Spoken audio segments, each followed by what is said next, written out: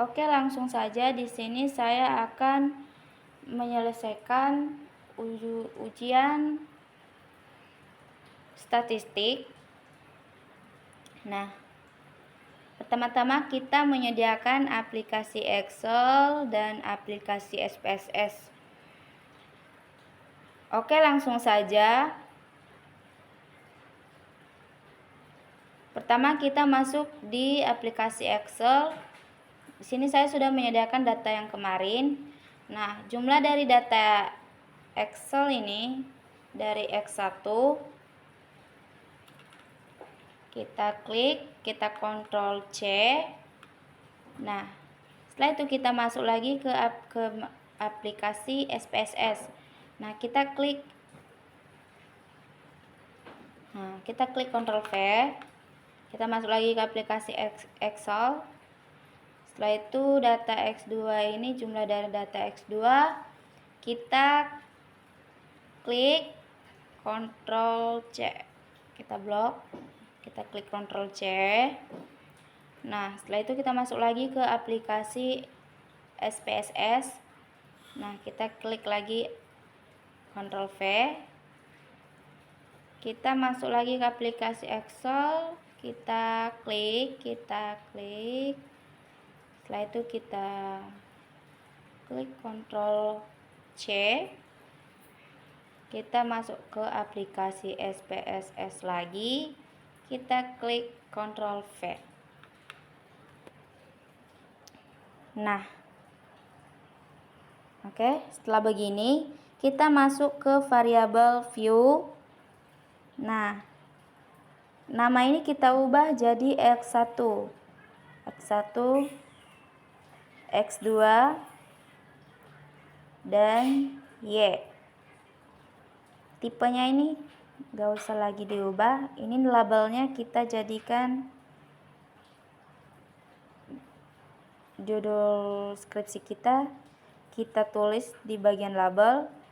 Sini saya tulis gaya kepemimpinan. Gaya.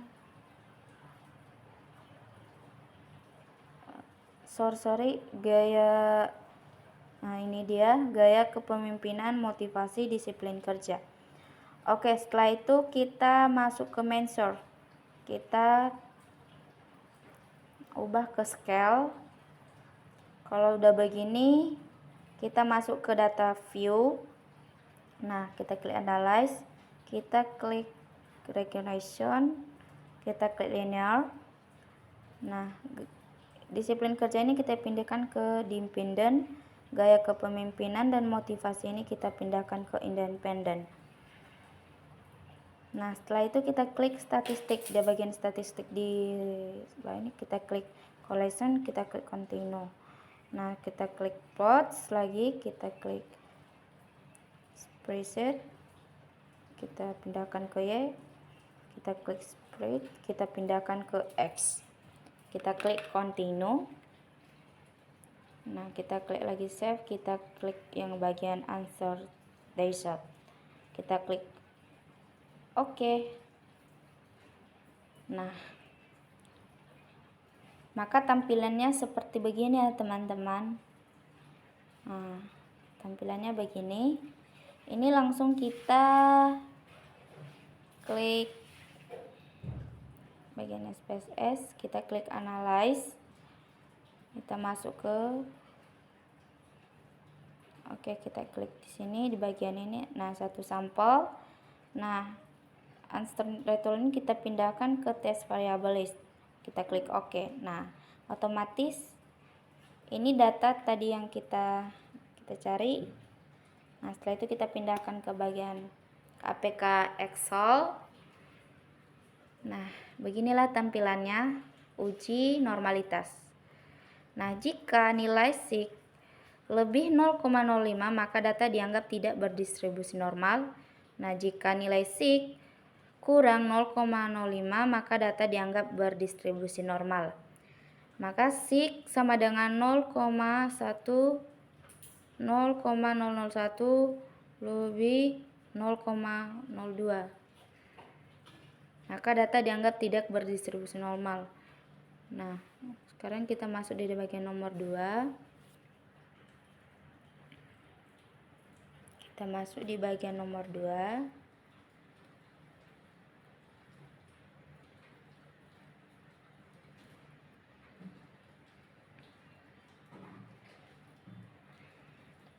Kita masuk di bagian nomor 2 itu uji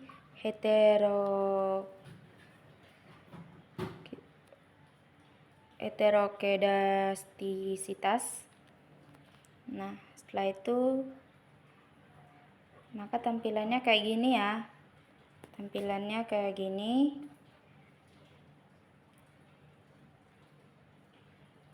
Bulat-bulat kayak gini. Nah, ini tidak terjadi gejala heterosiditas karena tidak ada pola yang jelas seperti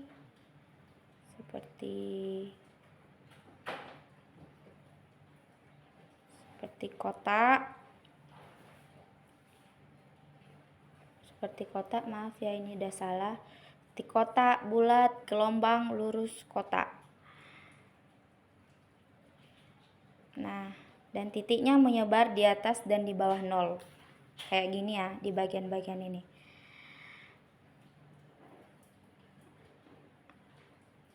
Sorry, ini oke, lurus. Nah, sekarang kita masuk di bagian uji multikolinearitas. Nah, maka tampilannya seperti ini. Jika nilai Viv lebih 10 atau nilai toleransi kurang 0,01, maka dinyatakan tidak terjadi multikolinearitas. Nah, jika nilai Viv lebih 10 kurang 10 atau nilai toleransi lebih 0,01, maka dinyatakan terjadi multikolinearitas. Viv sama dengan 1,164 kurang 10. Toleransi sama dengan 0,859 lebih 0,01. Maka data saya dinyatakan tidak terjadi multikolinearitas. Oke, masuk ke bagian nomor 4, ujit. Nah, tampilannya seperti begini. DF sama dengan N sama dengan K. N sama dengan jumlah responden, K jumlah variabel. DF sama dengan 52 kurang. Nah, responden saya itu ada 52. Nah, responden saya ada 52.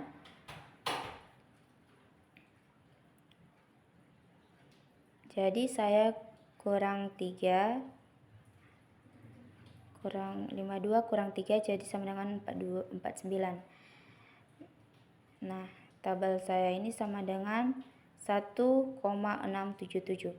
Jika nilai SIG lebih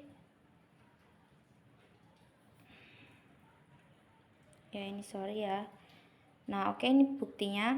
Kita cari di responden saya tadi ada 52. Nah, ini nih. Nah, tabel nilai T saya itu ada 1,677. Nah, jika nilai SIG lebih 0,05 atau nilai dihitung kurang T tabel, maka terdapat pengaruh variabel X terhadap variabel Y. Jika nilai SIG kurang 0,05 atau nilai dihitung lebih besar dari T tabel, maka tidak terdapat pengaruh variabel X terhadap variabel Y. SIG 1 sama dengan 0,010 kurang 0,05. 0,05 nilai T sama dengan 2 kurang 699 lebih 1,667. 1,677. Nah, setelah itu SIG 1 sama dengan 0,010 kurang 0,05. Nilai T sama dengan 2. Maka data saya terdapat pengaruh variabel terhadap variabel Y. Nah, sekarang kita masuk di bagian nomor 5, ujif ANOVA. DF 2 sama dengan N kurang 3 kurang K kurang 1 sama dengan 52 kurang 3 sama dengan kurang 1 sama dengan 48. Nah, sekarang kita uji tabel uji FF.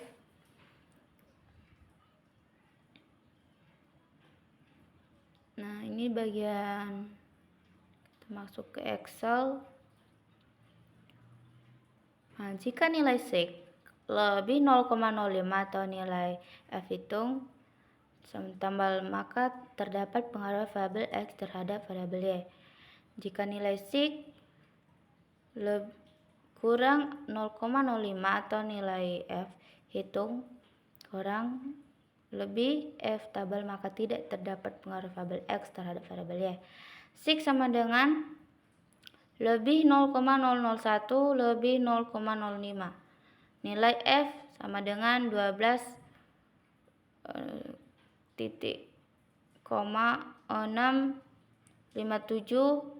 kurang 3 191. Maka data saya terdapat pengaruh variabel X terhadap variabel Y. Nah, nomor 6 sekarang uji koefisien determinasi model summary. Dari data di atas dapatkan nilai adjusted score 0,314 yang artinya pengaruh variabel independen X terhadap dependen yang sebesar 31,4%. Nah, itu saja dan terima kasih.